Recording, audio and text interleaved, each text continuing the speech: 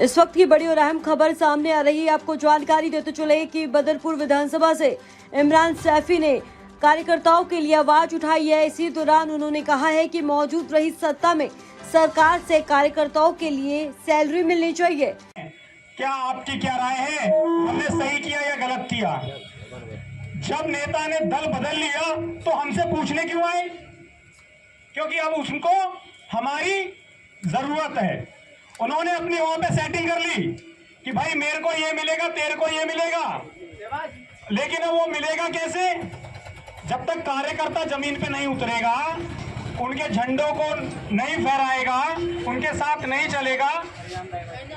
हरिराम दाइमा जी की टीम आ चुकी है, इनका भी बहुत बहुत स्वागत है। समाज सेवी हैं ये, हरी साइकिल वाले के नाम से इनको सभी लोग जानते हैं। भाई साहब का बहुत बहुत स्वागत है, कृपया स्थान ग्रहण करें।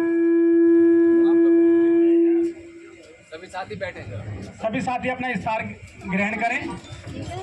तो हमारी जो मांग है, जो लड़ाई है, वो यही है कि आप ये कार्यकर्ता हैं, ये इंसान हैं, इनका भी परिवार है। ये कोई डिग्री कॉलेज को हासिल कर दिया हमारे बदरपुर क्षेत्र के लिए। इन लोगों ने क्या हमारे बदरपुर क्षेत्र के अंदर कोई सरकारी स्कूल बना दिया जिसमें डिग्री हासिल कर सके हमारी माताएं, हमारी बहनें, हमारी बच्चियां, हमारे बेटे, हमारे भाई? बता दें, मैं आप सब लोगों से इस बात को पूछना चाहता हूं कि क्या उन्होंने कौन सी डिग्री कॉलेज हमें दे दिया है बदरपुर क्षेत्र को? और दूसरी बात, सबसे पहला मसला ये आता है कि अस्पताल का मसला। कौन सा अस्पताल बदरपुर क्षेत्र के लिए इन लोगों ने हमें दे दिया? मैं पूछना चाहता हूं कि जो 4 बार के विधायक हैं, जो 2 बार के विधायक हैं, जो 1 बार के विधायक हैं, मैं उनसे पूछना चाहता हूं कि आप मुझे बता दें कि आपने हमारे लिए, हमारे कार्यकर्ताओं के लिए, अपनी जनता के लिए क्या किया है? आप मुझे ये लोग बता दें। अगर मैं गलत हूं तो आप मुझे बताएं कि मैं गलत हूं, तो मैं अभी यहां से उठकर चला जाऊंगा। हमारे तीनों विधायकों ने एक बार भी उद्देश्य यही है, जो राजनीतिक दल हैं जो शोषण कर रहे हैं कार्यकर्ताओं का, हम उसके बिल्कुल खिलाफ हैं और हमारी कोशिश है कि ये शोषण को हम बंद कराएंगे। दूसरा, आपने क्या है?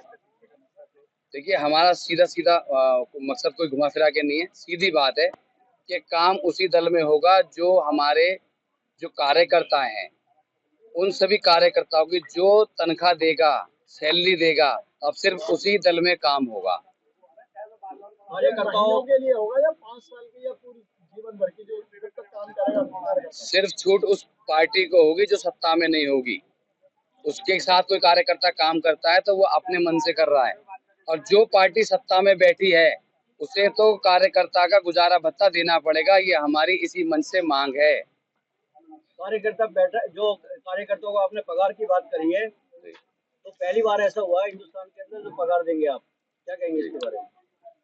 ऐसा है जी, अगर मुझे मौका मिला, अगर मुझे आशीर्वाद मिला, तो मैं इस मीडिया के सामने और इस समाज के सामने इस बात का वादा करता हूँ, चाहे मुझसे आप बॉन्ड पेपर साइन करा लो, मुझसे कसम खिलवा लो, कि मेरे साथ जो लोग कंधे से कंधा मिलाकर इस सिस्टम के खिलाफ लड़ेंगे और हम सरकार में आए तो हम जरूर सैलरी देंगे। एक बहुत बड़ा यहाँ क्षेत्र में ओजोन का बड़ा मैटर है, उस पर क्या काम करोगे आप विधायक बन के आए तो? ओजोन का मामला तो सभी के लिए है, उसका नुकसान तो सभी के लिए है। हम तो चाहेंगे कि जो भी यहाँ पे नुमाइंदे हैं, जिन्हें भी जनता ने यहाँ से जो अच्छा खासा वोट देकर विजयी बनाकर भेजा है, उनको ओजोन हटाना चाहिए, ताकि रोज की जो मारा मारी है, रोज एमसीडी का जो दस्ता घूम रहा है, रोज तोड़फोड़ होती है, ये सरासर गलत है। उन्हें हटावाना चाहिए। अब तो वो सत्ता में भी है और बड़े चेहरे बन चुके हैं।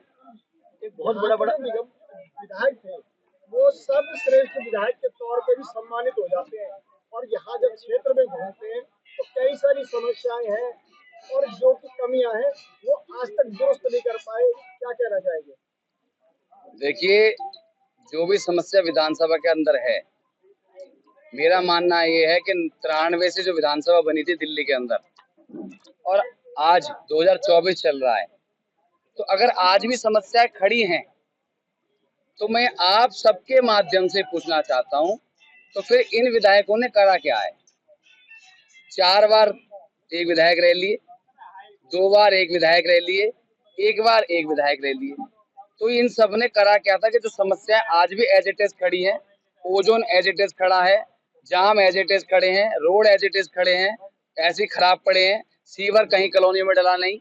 तो इन जो समय निकला है पुराना, इसमें इन लोगों ने करा क्या था? बदरपुर विधानसभा के अंदर कई बार ओजोन गोजोन करके इन्होंने बड़ी बड़ी पार्टियों ने कहा है ओजोन गोजोन हो गया क्षेत्र के अंदर, अभी तक ओजोन लगा है। देखिए, मैंने उसका जवाब दे दिया, ओजोन का पूरी तरीके से कि ओजोन खत्म होना चाहिए। जी, पुराने सामाजिक कार्यकर्ता है और काफी पार्टियों से जमीनी स्तर से जुड़े रहे और काफी साल से आप सोशल एक्टिविस्ट के तौर पर भी बहुत आपने वर्क किए। आज आपका पूरा स्पीच एक जज्बाती स्पीच आपने दिया है और मैं जहाँ तक समझता हूँ कि किसी भी राजनीति के गैर राजनीतिक दल की तरफ से दिया गया एक ऐसा स्पीच जिसमें कार्यकर्ताओं का दर्द आपने अपनी जबान पे सुलगाया है, तो बहुत अच्छा आपका ये जो आपने बारे में अपनी राय पेश की।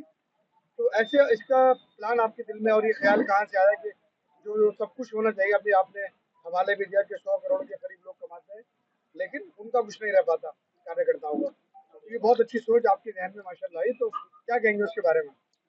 मैं आप सबके माध्यम से बताना चाहूंगा, क्योंकि मैंने खुद भुगता है अपने आप में।